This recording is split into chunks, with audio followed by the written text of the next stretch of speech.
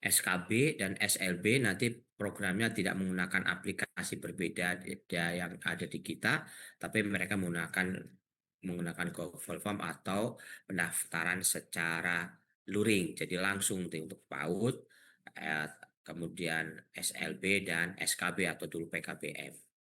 Nah, Bapak Ibu, ini adalah jalur yang ada. Untuk jalur hanya ada perubahan nama Bapak Ibu, yang dulunya jalur pindah tugas orang tua murid, sekarang menjadi jalur mutasi. Kemudian dulu jalur zonasi, sekarang menjadi jalur domisili. Ya, ini adalah berbeda, tapi maknanya hampir sama ya Bapak Ibu, hanya mungkin titik fokusnya yang berbeda. Kalau domisili lebih mengarah pada jarak ya, mendekatkan. Kalau zonasi kan pada satu wilayah tertentu, jalur mutasi. Nah, ini adalah kuota yang ada di tiap jenjang, dan ini disesuaikan dengan daya tampung Bapak Ibu semua yang ada di keputusan gubernur tadi di atas. Next. Nah, bagaimana pelaksanaan PMB DKI Jakarta, Bapak Ibu? Ini adalah bagaimana persyaratan usia PMB ya. Ada 6 tahun untuk SD minimal per 1 Juli. Kemudian untuk SMP maksimal 15 tahun, 21 tahun maupun untuk SMA dan 21 tahun per 1 Juli. Nah, untuk SD ya paling rendah boleh lebih dari atau kurang dari 5 tahun, 6 tahun, namun minimal adalah 5 tahun 6 bulan pada tanggal 1 Juli 2025 dengan memprioritaskan usia paling rendah 7 tahun. Dan ini nanti akan pola di domisili ya Bapak Ibu, di mana usia nanti akan menjadi ukuran. Kemudian yang lainnya silakan dipelajari Bapak Ibu, hampir sama dengan yang lainnya. Oke. Kemudian next. Berikutnya Bapak Ibu tentang persyaratan usia, ini tadi sudah saya sampaikan ya untuk di jenjang PAUD, kemudian sekolah luar biasa dan sanggar kegiatan belajar atau dulu lebih dikenal dengan PKBN, paket A, paket B maupun paket C. Ini ya, ini nanti silahkan disampaikan, dipelajari itu. Nah, Bapak Ibu, ini adalah mulai dari PMB di jenjang SD negeri. Karena PMB yang kita bahas sekarang di negeri. Yang pertama ada 3 jalur, yaitu afirmasi, domisili, dan mutasi. Dari ketiga jalur ini, Bapak Ibu, secara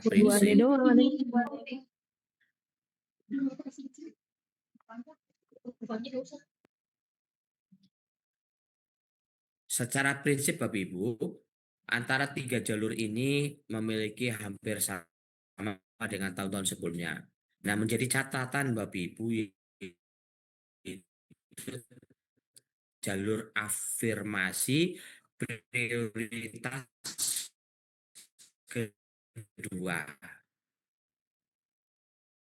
Ini ada yang berbeda dengan tahun yang kemarin. Nah, terdiri pemegang kartu anak Jakarta. Siapa kartu anak Jakarta? Adalah anak-anak yang dari keluarga tidak mampu, baik itu kartu prasejahtera maupun PKH, ya program keluarga harapan. Nah, nanti daftar 1, 2, 3 Bapak Ibu secara basic ini sudah ada di dalam sistem. Apakah anak itu masuk ke dalam sistem atau tidak, ini adalah 3 sudah terinput, terinjek di dalam sistem, baik itu anak kartu anak Jakarta, kartu Jaklingko maupun yang kartu pekerja.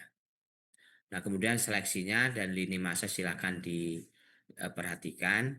Namun yang menjadi catatan Bapak Ibu, khusus untuk di jalur afirmasi ini memang pada urutannya ya Bapak Ibu, pertama wilayah PMP, jadi pendaftaran mereka tetap memperhatikan memilih sekolah yang ada di zonanya untuk afirmasi.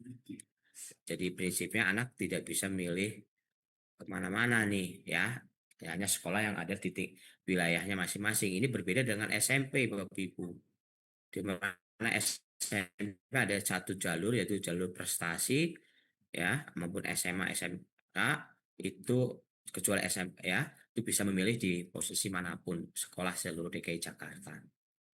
Kemudian urutan pilihan prioritas sekolah, kemudian baru usia dan waktu. Kemudian untuk afirmasi juga ada urutan prioritas sekolah, kemudian baru ke usia. Jadi nanti untuk afirmasi dicek Bu, jangan sampai ke usia dulu. Karena Bu, prioritas seleksi kedua adalah urutan pilihan sekolah. Kemudian di domisili ada usia, ya saya katakan ini sesuai dengan wilayah PMB atau dulu namanya dengan zonasi ini. Jadi anak-anak yang di prioritas 1 atau wilayah 1, maka insya Allah Bapak Ibu itu RT-nya sama dengan RT sekolah diberikan kesempatan terlebih dahulu. Karena walaupun usianya usia yang lebih muda dibandingkan wilayah yang kedua atau prioritas yang kedua. Kalau sama baru bisa secara urutan sekolah, ya tadi seperti usia, pilihan sekolah sampai waktu mendaftar. Kemudian untuk mutasi, nah ini ada tahun ini ada mengizinkan ada tendik, ya, karena tahun-tahun sebelumnya di dalam Permendikbud nomor 1 tahun 2021 itu hanya untuk anak guru. Nah ini terima kasih nih para operator kalau punya anak ini bisa mengikuti jalur mutasi, yaitu apa? Untuk anak guru tendik di mana dia bersekolah. Nah nanti syaratnya Bapak Ibu tidak harus warga DKI. Jadi dari afirmasi, domisili, mutasi yang poin 1 itu semuanya syaratnya adalah warga DKI Jakarta. Sedangkan mutasi untuk anak guru dan anak penting ada surat keterangan dari kepala sekolah dia memang pengajar di sekolah yang tersebut. Ya. Dan ini berlaku tidak hanya untuk PNS tapi juga P3K, CPNS maupun KKI, ya. Itu ya Bapak Ibu. Kemudian yang selanjutnya untuk seleksinya adalah menggunakan usia terlebih dahulu untuk jalur mutasi ya Bapak Ibu di SD urutan pilihan sekolah waktu mendaftar. Lini masanya jadwalnya silakan dilihat Bapak Ibu, akan kita mulai tanggal 16 Juni. Nah, 16 Juni ini yang disebut dengan waktu pendaftaran Bapak Ibu. Karena ini akan menjadi dasar patokan untuk kartu keluarga 1 tahun sebelumnya. Berarti ke tahun sebelumnya kalau itu berarti tanggal 15 ya, 16 Juni tahun 2024. Kenapa? Itu karena dalam Pergub maupun Permendikbud, Permendikdasmen dinyatakan adalah waktu pendaftaran 16 Juli. Nah, untuk SD nanti ada tahap kedua dan ketiga yaitu apabila masih memiliki daya tampung. Nah, di dalam tahap kedua dan ketiga ini Bapak Ibu boleh memilih sekolah di luar wilayah PMB atau zonasi yang zaman dulu. Jadi bebas memilih nih sesuai dengan posisi. Mohon diantisipasi sekolah-sekolah satuan pendidikan SD negeri yang selama ini terkadang masih kurang nih calon peserta didiknya. Tapi diingatkan juga Bapak Ibu ke orang tua murid. Milihnya jangan jauh-jauh karena anaknya kelas 1 masih muda. Contoh nih tadi ada Gambir 01 itu. Ini kan satuan pendidikan yang memang di lingkungan yang jumlah penduduknya sudah sedikit. Karena hampir semuanya perkantoran. Jangan kemudian orang dari Jakarta Selatan jauh pilih di Gambir 01 yang penting daftar diterima. Itu nanti akan menjadi permasalahan di dalam jarak antar jemput atau yang lainnya. Kecuali yang bersangkutan memang sudah memahami benar. Jadi sampaikan ini Bapak Ibu ya. Jangan sampai nanti udah ini kosong sekolahnya tapi lokasinya jauh. Ini adalah untuk PPMB tahap kedua dan tahap ketiga. Selanjutnya setelah SD kami coba informasikan tentang SMP. Ya, nah ini yang Bapak Ibu perlu jelaskan untuk anak kelas 6 untuk sosialisasi hari besok atau hari Senin. Slide ini di mana ini yang dibutuhkan dan ditunggu oleh orang tua peserta didik dan walaupun saya yakin Bapak Ibu sudah menjelaskan. Jadi secara umum memang prinsipnya sama Bapak Ibu, ada 4 jalur yaitu prestasi, afirmasi, domisili, dan mutasi. Nah, untuk yang tadi mungkin untuk afirmasi, domisili ini sudah, cuman kalau di afirmasi kalau tadi ada kartu anak Jakarta, kalau ini nggak ada ya Bu, adanya adalah KJP. Karena apa? Karena anak SMP sudah punya KJP dari SD. Kemudian bisa juga dari kartu, nggak kelihatan nih Mas. Ya, jadi pertama ada afirmasi tahap 1 adalah prioritas 1 adalah anak panti sosial. Ini kami sudah punya data. Kemudian anak penyandang disabilitas prioritas 2 dan pemegang KCP, kemudian kartu Transjakarta atau Mitra Jakarta, bukan kartu naik Transjakarta ya Bu ya. Dan yang terakhir adalah kartu yang anak pekerja atau buruh. Nah, ini semuanya sudah ada data di kami di Dinas Pendidikan berdasarkan SK atau surat keterangan dari SKPD terkait. Ya, kemudian yang berikutnya dan semua itu keterangan yang tercatat dalam kartu yang dikomunikasikan oleh Dinas Pendidikan. Next. Nah, ini untuk afirmasi, kemudian ada domisili. Nah, untuk SMP Bapak Ibu, prioritasnya domisili sertifikat apa? BMB 1, 2, dan 3. Proses seleksinya, kalau tadi afirmasi sama Bapak Ibu, bisanya memilih adalah wilayah zona prioritas PMB, ya. Kemudian yang kedua adalah total pembobotan indeks prestasi untuk anak afirmasi, sedangkan prioritas 1 prioritas 2 berdasarkan usia untuk pantil. Kemudian yang berikutnya untuk domisili adalah wilayah PMB prioritas, kemudian usia yang tertua ke termuda, karena pada catatan ini anak afirmasi maupun domisili hanya bisa memilih sekolah yang ada di wilayah PMB masing-masing, tidak bisa ke WP lain, yang lain kecuali jalur prestasi tadi yang pertama. Kemudian yang berikutnya ada usia urutan berdasarkan. Sekarang jalur mutasi Bapak Ibu. Nah, kedudukan orang tua murid atau orang tua CMB maupun anak guru dan tenaga kerja memiliki kedudukan yang sama. Kalau dulu kan memprioritaskan anak non guru dulu. Nah, sekarang sama Bapak Ibu.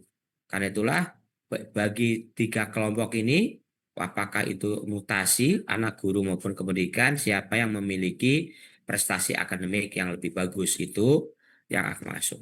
Dan yang dipilih hanya bisa pada zona wilayah prioritas. Kecuali, saya ulang nih Bapak Ibu, untuk anak guru dan tenaga pendidikan berarti hanya milihnya ya sekolahnya di mana orang tua bertugas. Jangan bicara wilayah PMB ya, prioritas. Hanya satu pilihannya. Tidak bisa memilih yang lain. Kalau yang lain kan bisa memilih. Dimutin dong.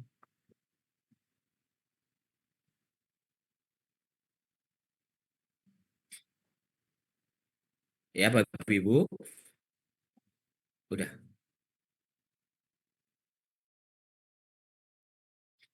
Oke, saya lanjut ya Bapak Ibu. Di close dulu.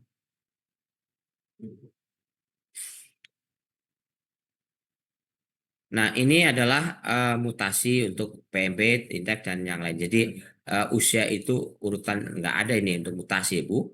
Beda sekolah waktu tadi yang betul-betul karena nilai. Kemudian yang berikutnya, apabila masih ada daya tampung, maka ada PMB untuk SMP tahap kedua. Dan ini uh, peserta bisa memilih 3 sekolah dimanapun berada. Jadi kembali hampir mirip dengan jalur prestasi. Jadi milih dimanapun bisa. Dan nanti sama, itu apa? Total pembobotannya adalah indeks prestasi akademik, bukan non akademik. Saya ulang ya, bukan non akademik tapi prestasi akademik. Nah, ini ada SMP, kemudian SMA.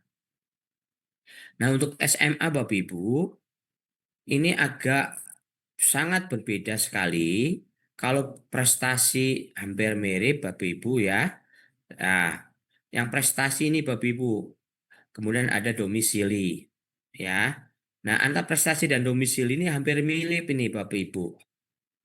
Kalau domisili tahun dulu bahwa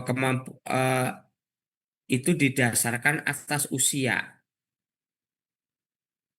Tahun ini Bapak Ibu, domisili kalau SD SMP kan tadi usia ya Bapak Ibu, prioritas 1 2 3. Kalau SMA urutan pertama bukan pada usia, tapi pada kemampuan akademis sesuai prioritas wilayahnya. Arti yang dimaksud gini, pada saat domisili kita sudah menentukan satu peserta didik ada di zona bisa memilih.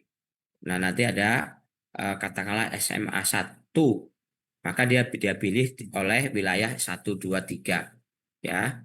Kemudian anak-anak yang di dalam wilayah tadi, kalau mungkin dulu rayon atau subrayon, kemudian Gak ada posisinya, suaranya malahan. halo, Pencet yang lain malah gak ada suaranya. Hei, bocor. aku yang nge-on aja. Aku akan. Bu, izin suaranya diselan dulu, Bu. Jangan bocor. Oke. Saya lanjut ya Bapak Ibu. Jadi kalau jalur prestasi dengan jalur domisili ini agak mirip Bapak Ibu. Kalau jalur prestasi semua anak bisa memilih di SMA negeri di seluruh DKI Jakarta. Kalau di domisili hanya bisa memilih sekolah di wilayah PMB-nya. Ini ya Bu ya. Ini bedanya. Yang kedua, kalau prestasi pembobotan pertama atau seleksinya adalah berdasarkan nilai indeks prestasi akademik yang terdiri dari 5 unsur. Nilai rapor, presentil rapor pendidikan peringkatnya, kemudian prestasi akademik, prestasi non-akademik, serta yang terakhir kepemimpinan atau seleksi ketat. Sedangkan kalau domisili hanya kemampuan akademis, di mana kemampuan akademis ini hanya terdiri atas nilai rapor dan persentil saja. Jadi beda nih Bu, indeks prestasi akademik sama kemampuan akademis. Itu adalah nilai yang berbeda. Jadi ini Bapak Ibu ini gampangnya ya. Kalau dulu SMA itu kalau di prioritas 1 ini biasanya langsung masuk terima semua nih. Kemudian masih ada ya tampung lanjut ke prioritas 2, baru prioritas 3. Nah, biasanya nih di prioritas 3 mulai rebutan itu. Kalau dulu kan berdasarkan usia Bu sama dengan SMP. Kalau SMA yang dilihat pertama adalah kemampuan akademis. Nah, dari kemampuan akademis kalau sama nilainya baru bicara dia tinggal di prioritas 1, prioritas 2 atau prioritas 3. Oh, ternyata sama-sama tinggal di prioritas 1. Maka yang ketiga yaitu apa? Usianya. Mana yang lebih tua terlebih dahulu. Kalau usianya sama juga baru urutan prioritas sekolah sampai terakhir waktu mendaftar. Bapak Ibu, ini di jalur domisili mohon nanti jangan sampai memberikan informasi salah ke masyarakat ya. Jadi SD, SMP basis domisili usia, sedangkan kalau di SMA berbasis kemampuan akademis. Oke ya Bu ya. Kemudian yang terakhir adalah jalur mutasi sama Bapak Ibu, hampir sama dengan yang jalur SD dan SMP, yaitu pertama harus memilih di wilayah prioritas, kemudian total pembobotan nilai prestasi akademik, maaf di SMP ya. Kalau